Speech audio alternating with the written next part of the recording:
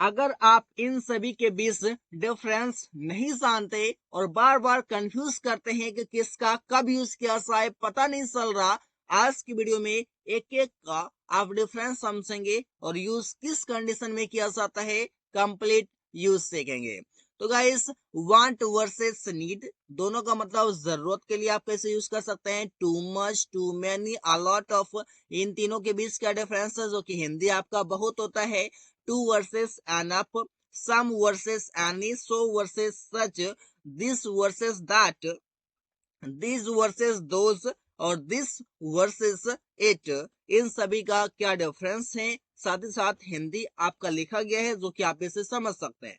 अब सबसे पहले हम लोग समझते हैं वांट वर्सेस नीड, और इसका मतलब आप जरूरत के लिए यूज करते हैं। तो इन सभी के बीच डिफरेंस क्या होता है, हम लोग तो जनरली डिफरेंस इसमें नहीं खोजते, जनरली हम लोग यूज कर सोचते हैं कि दोनों एक ही तरह है, एक ही जगह पर हम यूज कर सकते हैं। जनरली तो आप कर सकते हैं, लेकिन अगर मैं डिफरेंस की बातें करूं तो वहां पर दोनों में कुछ डिफरेंस है। इस प्रकार से है कि वांट का यूज आप वहां पर करते हैं जहां पर डिजायर की बातें होती है, मतलब इच्छा की बातें होती है। जहां पर इच्छा की बातें हो आप वहां पर वांट का यूज करें, जरूरत के सेंस में भी। अगर आप नीड का यूज करना चाहते हैं तो नीड का यूज किया जाता है निसेसिटी में। इट मीन्स वहां पर जरूरत तो हो लेकिन वहां पर वो इंपॉर्टेंट हो। इंपॉर्टेंट देने के लिए आप वहां पर क्या करेंगे, नीड का यूज करेंगे। और जहां पर इच्छा की बातें होगी आप वहां पर वांट का यूज करेंगे। तो इसलिए कुछ एग्जाम्पल के माध्यम से समझते हैं, जैसे कि आई वांट मिल्क, मुझे दूध चाहिए। अब यहाँ पर इच्छा की बातें हो रही है या फिर मुझे दूध की जरूरत है, ऐसे भी हिंदी मीनिंग आ सकता है। हिंदी मीनिंग गाइस अलग अलग तरीके से हम लोग का निकल लेते हैं, क्योंकि सब हिंदी बोलते हैं तो अलग अलग तरीके से एक ही सेंटेंस को हम लोग घुमा फिरा करके बोलते हैं। अब इसी बात है he wants to eat burger, वो बर्गर खाना चाहता है या फिर उसे बर्गर खाने की जरूरत है, आप ऐसे ही बोल देते हैं। लेकिन यहाँ पर समझिए ये इच्छा की बातें हो रही है, जब इच्छा की बातें हो तो आप वहां पर वांट का यूज करें, सिंगुलर के लिए वांट्स और प्लूरल के लिए वांट का यूज करें। इस बार से दे वांट टू प्ले, वे लोग खेलना चाहते हैं। अब यहाँ पर इच्छा की बातें हो रही है, आप यहाँ पर वांट का यूज करें। इस बार से I want to go to market, मुझे बाजार जाने की जरूरत है या फिर मैं बाजार जाना चाहता हूँ। अब देखिए इसमें इच्छा की बातें हो रही है, यहाँ पर इंपॉर्टेंस की बातें नहीं हो रही है। जब इंपॉर्टेंस की बातें ना हो तो at the time you don't have to use, आपको वहां पर यूज नहीं करना है, किसे, नीड को यूज नहीं करना है। अब इसी बात देखिए आई नीड अ कार, मुझे एक कार की जरूरत है। आप यहाँ पर क्या कर रहे हैं, आप यहाँ पर इंपॉर्टेंस दे रहे हैं। If you need importance you can use need here. अब देखिए यहाँ पर आपका क्या है कि आपका यहाँ पर नीड क्या है, आपका एक जरूरत के लिए आप यूज किए हैं, लेकिन वो आपका जरूरत है, इंपॉर्टेंट है।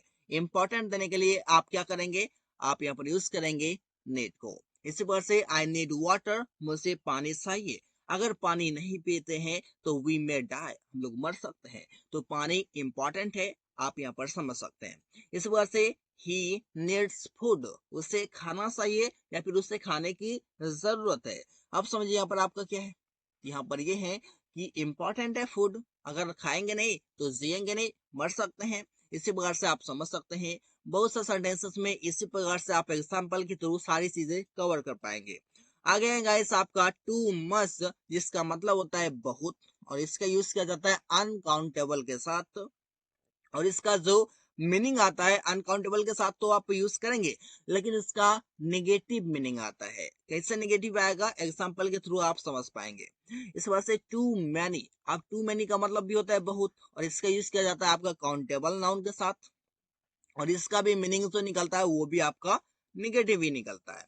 इस बार से अलॉट ऑफ, अलॉट ऑफ का मतलब होता है बहुत, इसका यूज किया जाता है आपका अनकाउंटेबल और काउंटेबल दोनों के साथ यूज किया जाता है, और इसका जो मीनिंग निकलता है वो आपका पॉजिटिव निकलता है।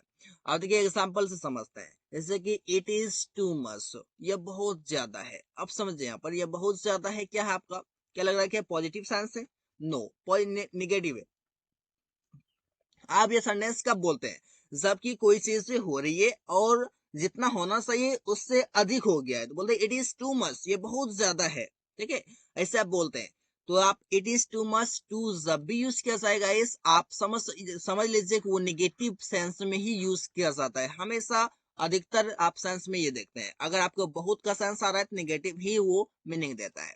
इस वजह से I am having too much pain, मुझसे बहुत ज्यादा दर्द हो रहा है, तो ये क्या है आपका नेगेटिव सेंस ही है। टू मच मतलब नेगेटिव सेंस दे रहा है और बहुत का तो मीनिंग आ रही है। यहाँ पर अनकाउंटेबल के साथ आप यूज कर रहे हैं। इसे Rahul has too many books, Rahul को बहुत सारी किताबें हैं, लेकिन उतना किताब है जितना उससे जरूरत है उससे कई अधिक है। आप यहाँ पर नेगेटिव समझ लेते हैं कि ये उसके साथ उसके पास बहुत सारी किताबें हैं, मतलब कि जरूरत से ज्यादा है। इस पर आप समझ सकते हैं कि सी हैज टू मैनी पेन्स, उसे बहुत सारी कलमें हैं। अब देखिए जरूरत से ज्यादा कलम है, बहुत ज्यादा है। आप यहाँ पर नेगेटिव का सेंस समझेंगे कि ये नेगेटिव सेंस में ही ये सारी यूज किया जाता है। जब आप यूज करते हैं too much, too many, countable और अनकाउंटेबल का फर्क है, बाकी ये दोनों आपका सेम ही है। दोनों का मीनिंग कंप्लीट आपका नेगेटिव सेंस ही आता है और हिंदी मीनिंग भी बहुत ही होता है या फिर ज्यादा होता है। इसी बात से आप समझ सकते हैं कि you have too many works, लेकिन तुम्हें बहुत सारे काम है, तुम्हें बहुत सारे काम है, इतना काम है कि तुम उतना चाहते नहीं हो, तुम जितना चाहते हो उससे अधिक काम है, इसलिए आपका नेगेटिव सेंस में आता है। इस वजह से Rahul has a lot of money, Rahul के पास राहुल के पास बहुत सारे पैसे हैं। क्या ये नेगेटिव सेंस है? नो, ये पॉजिटिव सेंस है कि सब कोई चाहता है कि I should have a lot of money, सब कोई चाहते हैं। तो आप यहाँ पर समझिएगा कि अ लॉट ऑफ मनी जो यहाँ पर आपका पॉजिटिव सेंस दे रहा है और इसका भी मतलब आपका क्या है, बहुत आ रहा है। ये आपका पॉजिटिव सेंस है और काउंटेबल अनकाउंटेबल दोनों नाउन के साथ आप यूज कर सकते हैं।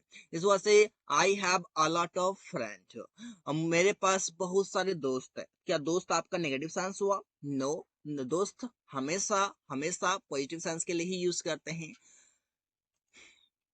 She is doing a lot of work, वो बहुत सारे काम कर रही है। अब बहुत सारे जो काम कर रही है आप यहाँ पर दिखाने की पॉजिटिव सेंस है आपका। पॉजिटिव सेंस के लिए ही आप लॉट ऑफ का यूज करते हैं। अगर आप नेगेटिव सेंस देना चाहते हैं आप यहाँ पर कर लीजिए क्या, मैनी, टू मैनी वर्क्स, इस पर आप यूज कर सकते हैं। तो आप कंडीशन समझ चुके हैं, इस प्रकार सेंटेंसेस बनाइए, प्रैक्टिस कीजिए, बाकी चीजें इजी हो जाएगी। आगे आपके पास टू वर्सेस एनफ, और दोनों का मतलब होता है बहुत। अब किस सेंस में हम यूज करें टू को, किस सेंस में हम यूज करें एनफ को?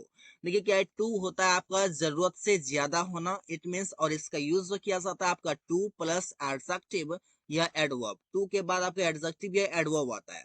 और आपका जो एनफ है ये होता है आपका जितना जरूरत है, जितना जरूरत है उतना आपका अगर आपके पास है तो आप बोलते हैं एनफ। और इसका यूज किया जाता है एडजेक्टिव एडवर्ब के बाद आप एनफ का यूज करते हैं। एग्जांपल देखिए जैसे कि ही इज टू टायर्ड, वो बहुत ज्यादा थका हुआ है, इसका मतलब कि जरूरत से ज्यादा थका हुआ है। थका होना सही, काम करेगा तो थकेगा, लेकिन वो बहुत ज्यादा थका हुआ है, इस पार्ट से कहने का मतलब है। इस बात से प्रिया इज टू लेट, प्रिया बहुत लेट है, बहुत ज्यादा लेट है। इट मीन्स कि प्रिया को अगर ऑफिस आना था 9:30 में तो वो आई है 11:30 में, ये बहुत लेट है। इस पर समझ सकते हैं जरूरत से ज्यादा लेट है। आप लेट कर सकते हैं कितना, आप आधा घंटा लेट कर सकते हैं, आप 10 तक आ सकते हैं, लेकिन वो आई है 11:30 में, तो इसलिए बहुत लेट है। इस पार्ट ऑफ सेंटेंस में सेंस को समझेंगे। और देखिए there are too many people here, यहाँ बहुत लोग हैं। बहुत लोग मतलब क्या, जरूरत से ज्यादा काफी सारे लोग हैं, भीड़ है यहाँ पर। इस पार्ट से आप समझ रहे हैं क्या आप बना सकते हैं। इस बार से Rahul is strong enough to run, it means Rahul दौड़ने में बहुत मजबूत है।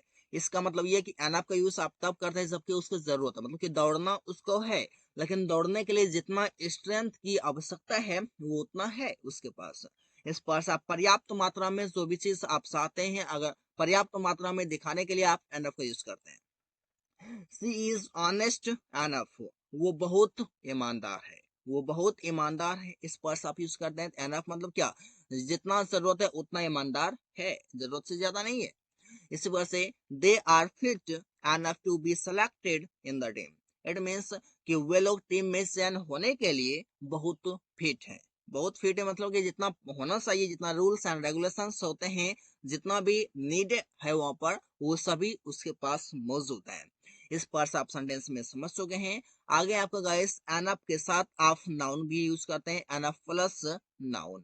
देखिए सेंटेंस बनेगा कैसे, जैसे कि बोलते हैं they are enough, there are enough seat in the car, मतलब कि कार में बहुत सीट है। अब देखिए एनफ आपका यहाँ पर हो गया, और यहाँ पर आपका seat, not seat, seat. Enough seat, ये आपका नाउन हो गया और ये आपका एडजेक्टिव हो गया। इस पर आप समझ सकते हैं। इस वजह से वी हैव एनफ मनी, हमारे पास बहुत पैसे हैं। इट मीन्स जितना जरूरत है उतना है, पर्याप्त मात्रा में मेरे पास पैसे हैं। अगर हम कुछ खरीदना चाहते हैं तो खरीदने के लिए जितने पैसे की आवश्यकता है उतने पैसे मेरे पास हैं। बहुत पैसे हैं, इसका मतलब ये कि खरीदने के लिए जितना चाहिए उतना मेरे पास है पर्याप्त मात्रा में।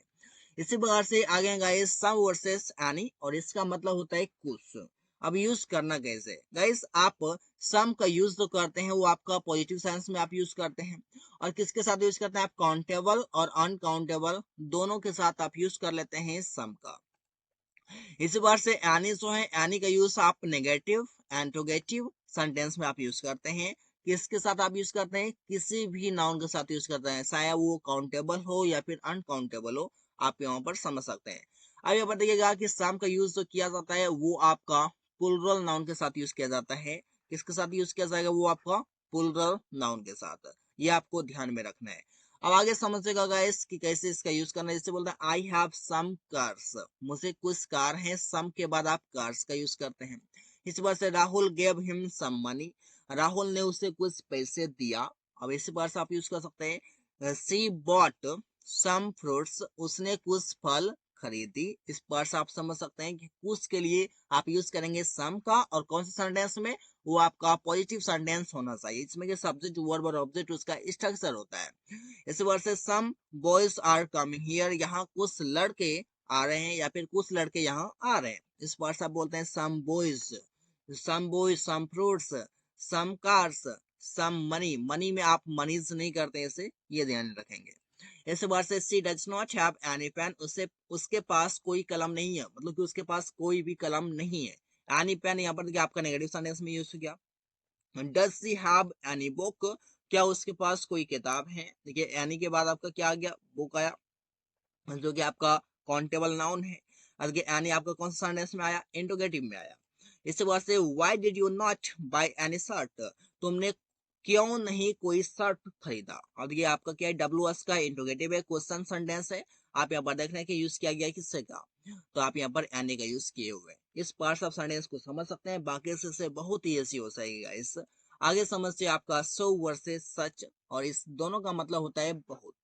अब यूज कैसे करना है गाइस, सो का यूज किया जाता है सो प्लस एडजेक्टिव या एडवर्ब, और इसका मतलब बहुत होगा। इस बार से आपका जो सच है, सच के बाद आपका क्या होगा, सच के बाद आपका नाउन आएगा, जो इसका भी मतलब हो जाएगा बहुत। एग्जाम्पल देखिए, जैसे Rahul is so tall, Rahul बहुत लंबा है। और देखिए सो आपका आया, इसके बाद आपका क्या आ गया, एक एडजेक्टिव हो गया। इट इज सो एक्सपेंसिव, यह बहुत महंगा है। सो एक्सपेंसिव, सो के बाद क्या आ गया आपका, एक एडजेक्टिव आ गया।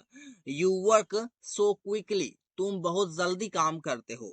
अब ये क्या है, ये आपका क्या हो गया, सो क्विकली, क्विकली क्या हो गया आपका, एक एडवर्ब हो गया, सो के बाद आया हुआ है और बहुत का सेंस दे रहा है। Rahul runs so fast, Rahul बहुत तेज दौड़ता है। सो के बाद आपका फास्ट, फास्ट क्या है, एक एडजेक्टिव है। आप यहाँ पर समझ पा रहे हैं, सॉरी फास्ट आपका एक एडवर्ब है। इस पर से आप समझ सकते हैं कि आपका सो के बाद आपका फास्ट आया हुआ है। Rahul is such a tall man, अब देखिए क्या है, Rahul is such a tall man, Rahul बहुत लंबा आदमी है। आपको नाउन यूज करना है, आपने यहाँ पर एडजेक्टिव तक ही सेंटेंस को एंड करते, यहाँ पर आपको एक नाउन भी लगाना है, तभी आप यूज कर सकते हैं सच। और ध्यान रहे ये कि सच के बाद ही आपका कोई भी आर्टिकल यूज किया जाता है, सच के बाद आप आर्टिकल का यूज करते हैं। इस बार से it is such an expensive car, यह बहुत महंगा कार है। इस पर समझ सकते हैं कि आपका एक्सपेंसिव के बाद आपको कार का यूज करना होगा, एक नाउन का यूज करना होगा, तभी आप यूज कर सकते हैं सच का, अदरवाइज आपके पास सो ऑलरेडी है। इस बार से you are such a nice person, तुम बहुत अच्छे आदमी हो। सच के बाद आपका आर्टिकल आया, फिर आपका यहाँ पर एडजेक्टिव, फिर आपका नाउन। इस पर आप समझ सकते हैं, और इसका मतलब है कि बहुत का सेंस दे रहा है सच, और इसमें इस सेंटेंस में आपका नाउन भी मौजूद है। इसी प्रकार से आप आगे समझेंगे दिस वर्सेस दैट, इन सभी का क्या डिफरेंस है गाइस। इसका दिस मतलब होता है यह, और दैट मतलब होता है वह। अब यूज कैसे करना है, दिस होता है आपका सिंगुलर प्रोनाउन भी होता है, और दिस आपका एक एडजेक्टिव भी होता है, जिसे आप डिटरमिनर भी आप बोलते हैं। और ये दिस आपका, सो अगर दिस आपका एक प्रोनाउन है, तो प्रोनाउन है तो वो आपका बताता है नजदीकी को, नजदीक बताता है। जैसे कि आपके नजदीक में एक कार है तो आप बोलते हैं दिस इज माई कार। आपके बगल में आपके एक कुर्सी है तो बोलते हैं दिस इज अ चेयर। मतलब कि आप जब बताते हैं नजदीकी को बताते हैं, नजदीक बताते हैं, तो आप दिस का यूज करते हैं। और दैट का यूज आप कब करते हैं? जब आपको दूर बताना हो, दूर में कोई चीज है तो आप दूर में सब आप इशारा करके बताते हैं, दूर में उंगली का इशारा करके, और दूर में है वो चीज है तो फिर आप वहां पर दैट का यूज करते हैं। और नजदीक में भी है और आप इशारा भी कर रहे हैं, इंडिकेट कर रहे हैं, तो आप वहां पर नजदीक में है तो दिस और दूर में है तो दैट यूज कीजिए। और ये आपका दोनों सिंगुलर प्रोनाउन होता है, आप यहाँ पर समझ सकते हैं। और या फिर आप इसे दिस को क्या कहते हैं, एडजेक्टिव की तरह अगर यूज हो तो आप इसे डिटरमिनर भी आप इसे बोलते हैं। एग्जांपल देखिए, जैसे बोलते हैं दिस इज अ कार, यह एक कार है। आपने इशारा किया और आपके नजदीक में है तो नजदीक में है तो आप नजदीक बताने के लिए आप क्या यूज करते हैं, दिस को यूज करते हैं। दिस इज अ कार, यह एक कार है। इस वजह से this is a very good pen, यह बहुत अच्छा पेन है।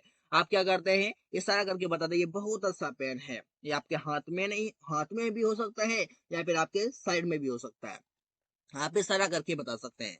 दिस इज राहुल, यह राहुल है। आप राहुल को क्या किया, इशारा किया, दिस इज राहुल। राहुल की तरफ आपने इशारा किया और बताया दिस इज राहुल।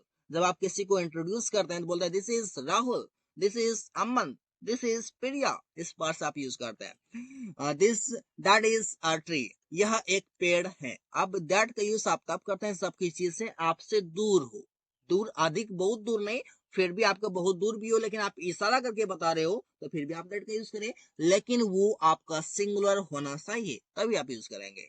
इसी बार say that was a company, वह एक कंपनी। अब देखिए वह एक कंपनी क्या हुआ, कंपनी था, वह एक कंपनी थी। आप ऐसे बोल सकते हैं वह एक कंपनी थी, दैट वाज अ कंपनी।